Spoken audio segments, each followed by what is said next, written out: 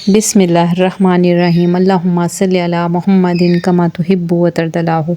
अस्सलाम वालेकुम दोस्तों, दुआ है अल्लाह पाक से अल्लाह पाक आप सबके रिस्क में बेतहाशा बरकत अता फ़रमाए, आपके वक्त में आपकी ज़िंदगी में बरकत अता फ़रमाए, आपके वक्त में इतनी बरकत अता फ़रमाए कि जो भी आपकी ज़िंदगी के मकासद हैं वो आप बआसानी पूरे कर सकें। आपकी ज़िंदगी की कोई भी परेशानी है, कोई भी मसला मसाइल है, अल्लाह ताला उसको इतनी आसान बना के हल कर दे कि आप ख़ुद अल्लाह ताला के शुक्र में सिजदा करने पे मजबूर हो जाएं। आमीन। अल्लाह ताला आप सबको दुनिया और आखिरत की बरकतें अता फ़रमाए। आमीन।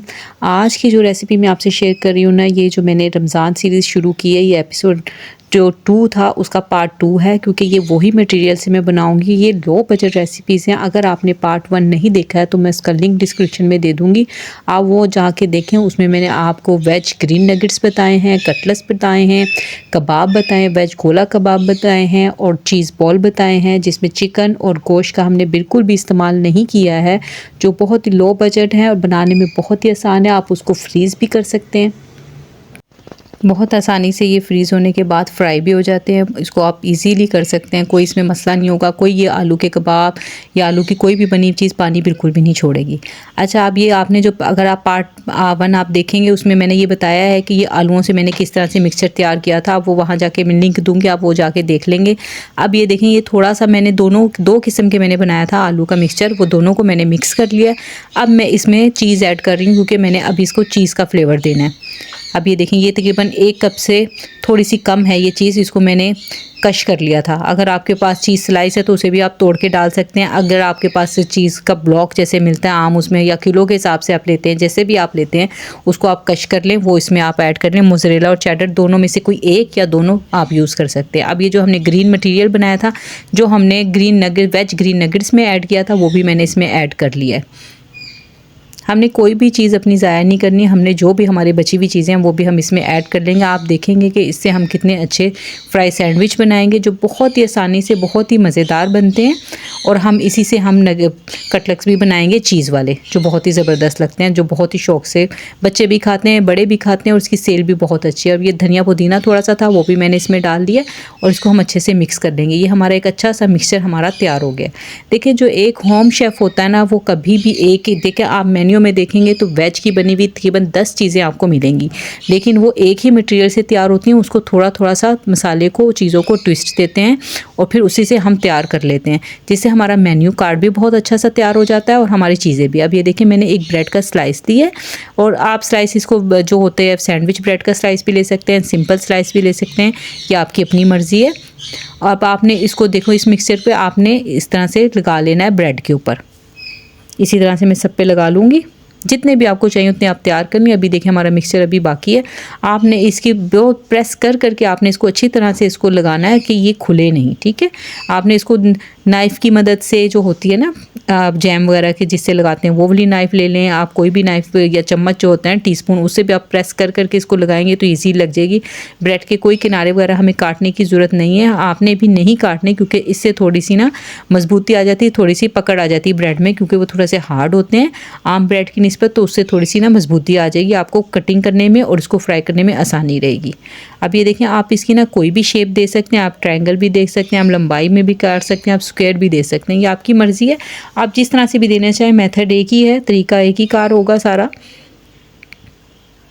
अब मैं इनको सभी को काट लूँगी। आप अगर चीज़ नहीं डालना चाहते तो आप चीज़ ना भी डालें, लेकिन ये जो है ना, मैंने इसके चीज़ के हिसाब से मैंने इसका रेट भी उसी हिसाब से रखा, आप भी इसी तरह से रखेंगे।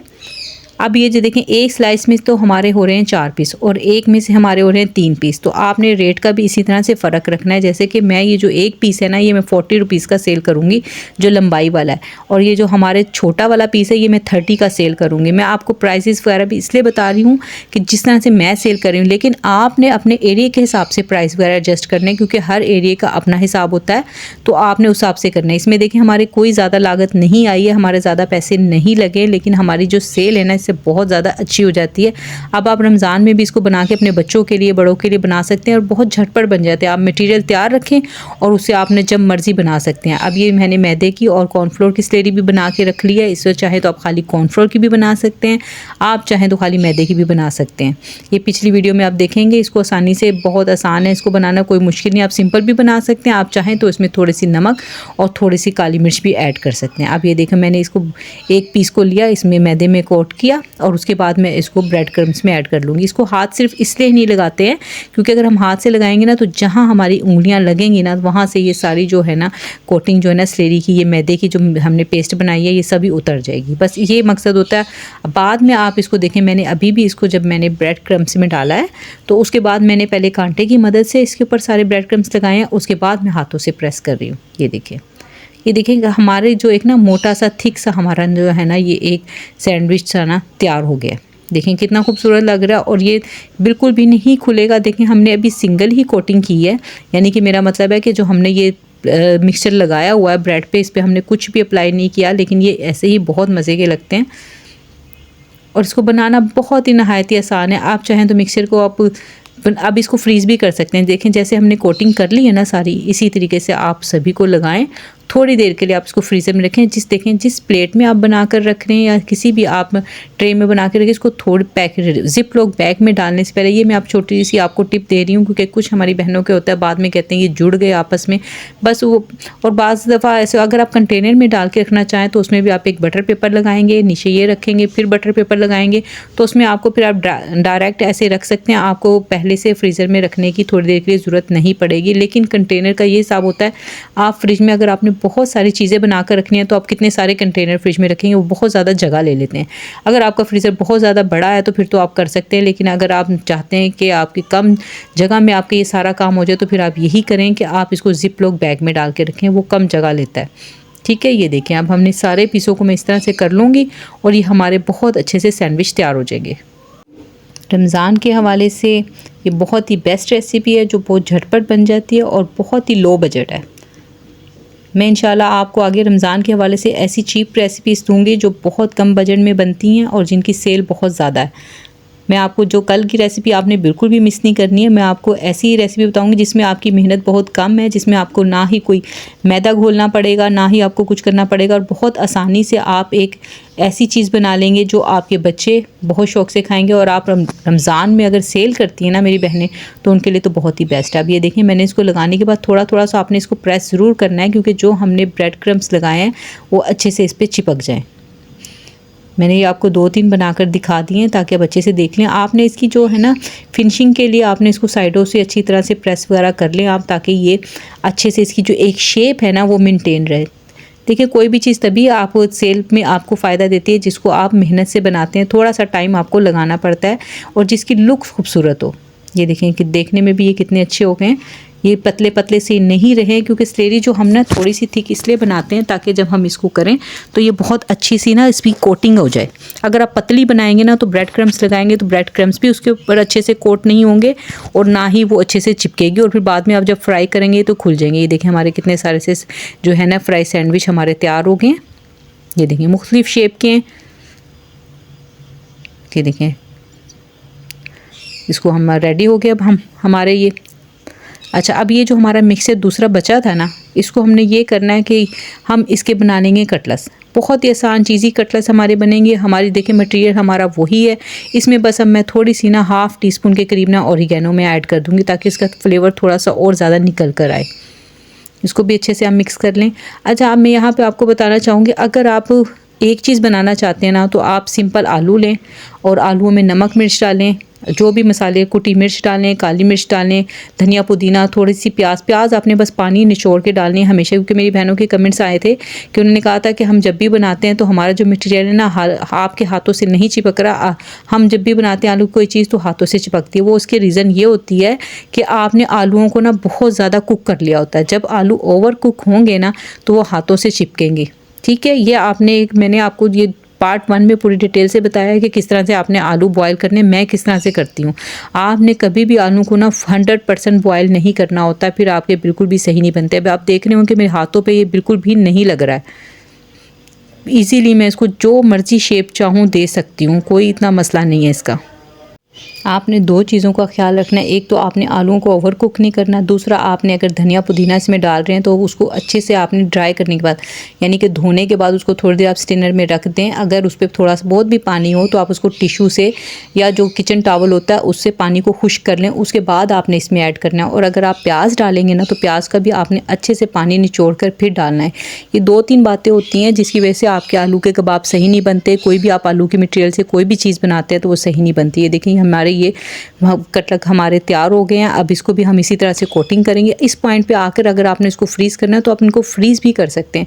अगर आपने सिंपल इसको कोटिंग के बगैर रखना है ना तो बस आप इस पर थोड़ा सा ड्राई मैदा डालें और इसको फ्रीज़ कर दें, क्योंकि कुछ लोग होते हैं ये ब्रेड क्रम्स वाले पसंद नहीं करते। तो सिंपल अगर आप अपने घर के लिए बनाना चाह रहे हैं तो आप इस तरह से भी कर सकते हैं। लेकिन अगर आपने उसको परफेक्ट जो लुक देनी है ना कटलक वाली, तो वो फिर आपने कटलक इस तरह से बनाने हैं। ठीक है, आपने उसको मैदे में करना है, कोट करना है, फिर ब्रेड क्रम्स लगाने हैं। तो ये आपके बहुत अच्छा ये मैं आपको बता दूं कि ये जब हम कोट करते हैं ना इससे क्या होता है कि इसकी ना थिकनेस बढ़ जाती है, इसका वेट बढ़ जाता है। अब आप देख रहे होंगे कि जब बगैर कोटिंग के जो है ना उसकी लुक कैसी है, और कोटिंग के बाद आप इसके साइज़ का फ़र्क देख सकते हैं कि देखें साइज़ में कितना फ़र्क आ गया। वो छोटे छोटे लग रहे हैं और कोटिंग के बाद ये थोड़े से बड़े हो जाते हैं। तो इससे जब हम सेल करते हैं ना, सेल के हिसाब से बहुत अच्छे हैं। आप इन सब चीज़ों को मेरी गारंटी पे ना आप इजीली इनको सेव करके रख सकते हैं, ये बिल्कुल भी ख़राब नहीं होंगे। और आपने जब इनको फ्राई करना है ना तो रमज़ान में इसको आप जब ये फ्रीज़ हो जाएंगे तो आपने इसको कोई भी डिफ्रॉस्ट नहीं करना है, पहले से निकाल के नहीं रखना है। आपने डायरेक्ट इसको फ्राई कर लेना है, पहले से निकाल के रखने की ज़रूरत नहीं है। आप इसको डायरेक्ट फ्राई करेंगे और ये इंशाल्लाह ताला इसी तरह से रहेंगे। लेकिन रमज़ान जो होता है ना सिर्फ खाने पीने का नाम नहीं, इबादत भी हमें करनी होती है। ज़रूरी नहीं कि आप होम शेफ़ हैं तो तभी आप इन्हीं चीज़ों की तैयारी करें, आप अपने लिए करके रखें ताकि आप अब रमज़ान में देखें बच्चे रोज़ा रखें या ना रखें, बच्चों को हर चीज़ चाहिए होती है।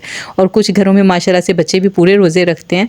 तो आप इस तरह से चीज़ें बना के रख दें, इससे आपका बहुत टाइम बचेगा। आप बस निकालें अपनी फैमिली के हिसाब से थोड़ी थोड़ी 2-2, 3-3, 4-4 जितने भी आपकी फैमिली मेम्बर्स हैं उस हिसाब से आप चीज़ें फ्राई कर लें और आपका बहुत ज़्यादा टाइम बच जाएगा। मैंने आपको पहले जो है ना एक स्लश की रेसिपी दी है, उसका मैं आगे जाके आपको कमेंट भी दूँगी, हम ये शो करूँगी। हमारी एक सिस्टर ने वो बनाया, उन्होंने कमेंट किया है कि मैंने बनाया और अल्हम्दुलिल्लाह बहुत अच्छा बना है। तो मैं आपको रिकमेंड करूँगी कि आप वो बना के रख लें। आप स्लश बना लें, स्क्वैश बना लें, दोनों। और टैंक की भी रेसिपी उसमें आप जो भी बनाना चाहें मैं उसका लिंक दूँगी, आप वो बनाएं। और उसके बाद आप चटनियाँ बनाएं, चटनियों का भी लिंक दूँगी। आप ये रमज़ान की तैयारी इस तरह से करेंगे ना, यकीन माने आपको रमज़ान में इबादत का ज़्यादा से ज़्यादा टाइम मिलेगा। देखो इसको फ्राई करना भी कितना आसान है, मीडियम टू लो फ्लेम। पहले आपने जो फ्लेम को जो है ना थोड़ा सा हाई पे रखे, यानी कि इतना गर्म हो जाए। जब आपने इसको फ्राई करने लगना है ना तो आप इसको मीडियम टू लो पे ले जाएंगे, बहुत ज़्यादा लो पे नहीं रखना वरना ये फिर एकदम से ना ये सारा ऑयल वगैरह अंदर चला जाता है। मीडियम फ्लेम पे आपको बबल्स बनने से अंदाज़ा हो ही रहा होगा कि कितनी इसकी फ्लेम है इस टाइम ने मीडियम टू लो है, मीडियम टू हाई नहीं है। ठीक है, मीडियम टू लो पे है, यानी कि गर्म ऑयल करने के बाद मीडियम टू लो पे करना है आपने। देखिए अगर आप इसको फ्रीज़ भी कर लेंगे ना, इसी तरह से फ्रीज़ करने के बाद भी आपने उस वक्त जब हम बनाते हैं ना तो उस वक्त भी आपने यही करना है, पहले ऑयल को गर्म कर लेना है। जब ऑयल गर्म होगा तो फिर मीडियम से लो से भी लो पे रख लेना आपने, क्योंकि अगर आप उसको फ्लेम को बहुत ज़्यादा हाई पे रख के करते रहेंगे ना तो वो अंदर से फिर ठंडे रह जाएंगे, फिर पकेंगे नहीं ठीक तरह से। अब ये देखें मुझे जितने चाहिए थे मैंने उतने सारे फ्राई कर लिए हैं। अब ये सारे देखें, एक क्लाइंट को हमारे चाहिए थे 4-4 पीस हैं और एक में बॉक्स में 3 चाहिए थे। आपको मैंने प्राइस बता दिए कि हमने कितने का सेल किया है। अब बाकी आपने, मैं कितना का करती हूँ मैंने आपको बता दिया, बाकी आपने अपने एरिया के हिसाब से करना है। जो भी आपके क्लाइंट की डिमांड है, आपको पता होता है कि आपके इलाके में किस तरह से रेट चल रहा है, आपने उस हिसाब से करना है। ठीक है, अब ये देखें मुझे जितने चाहिए थे वो मैंने बनाकर तो वो मैंने डिलीवर करवा दिए। अब ये जो बाकी पीस बचे हैं ना, ये इनको मैं पैक कर रही हूँ। अच्छा, ये जो मैं आपको वीडियो, कोई भी आपसे मैं वीडियो शेयर करती हूँ ना, ये मेरी वीडियो एक दिन की नहीं होती है, ये 2 या 3 दिन की होती है कि जिस तरह से फिर मैं काम करती रहती हूँ फिर मैं वो आपसे शेयर करती हूँ। तो मेरे अल्हम्दुलिल्लाह सारे सेल हो गए थे, जो बचे हैं वो मैं सभी इनको पैक कर लूँगी। और ये जब मेरे पास नेक्स्ट ऑर्डर आएगा या मेरे पास कोई भी अगर रमज़ान के लिए या मुझे कोई, देखिए ज़रूरी नहीं होता कि आप इसी तरह से करें कि आपने सेल ही करना है। आपके अपने गेस्ट आ जाते हैं उनके लिए भी बहुत बेस्ट रेसिपी है। रमज़ान में ही नहीं, आम दिनों में भी आप ये चीज़ें बना के रखें। जो आप बाज़ार से इतनी महंगी महंगी चीज़ें लें तो वो आपको बहुत महंगी पड़ती हैं, तो आप बेहतर है कि आप इस तरह से करें। आपके बहुत बहुत प्यारे से कमेंट शो कर रही हूँ, आपको बहुत बहुत शुक्रिया कि आपने मेरे वालिदैन की दुआए मग़फ़िरत की। अल्लाह ताला आपको जज़ाए खैर अता फ़रमाए। आपकी रेसिपीज़ का फ़ीडबैक है, बहुत शुक्रिया। फ़राज़ अज़ीम के लिए दुआ कि अल्लाह पाक की ज़िंदगी में आसानियाँ पैदा फ़रमाए। खान साहब की आईडी से हमारी बहन है, उनके लिए दुआ कि अल्लाह पाक उनके हक़ में दुआएँ कबूल फ़रमाए। और हमारी बिलाल नासिर की आईडी से हमारी बहन है, उनके लिए दुआ कि अल्लाह पाक उन्हें बरकत वाला घर अता फ़रमाए और उनके रिस्क में बरकत अता फ़रमाए। और हमारी बहन है हिफ्सा, अल्लाह पाक उनके रिस्क में बरकत दे। तहरीम है और जो भी हमारी बहनें हैं जिनकी शादी नहीं, अल्लाह पाक उनका नसीब अच्छा करे, उन्हें अच्छे घर दे, ससुराल दे। और जो हमारी बहन मैरिड हैं, अल्लाह पाक उनको शोहर की खालिस मोहब्बत अता फ़रमाए। और जो बे औलाद है उनको नेक और साले औलाद अता फ़रमाए। और जिनके बच्चे हैं, मेरे बच्चों समेत, अल्लाह पाक उन्हें सीधी रास्ता दिखाए, सीधे रास्ते पे चलाए और उन्हें अपने वालिदैन का सबसे पहले अल्लाह और नबी पाक सल्लल्लाहु अलैहि वसल्लम का फरमाबरदार बनाए। आमीन। मिलते हैं नेक्स्ट वीडियो में। अपना बहुत ख्याल रखिएगा। अल्लाह हाफ़िज़।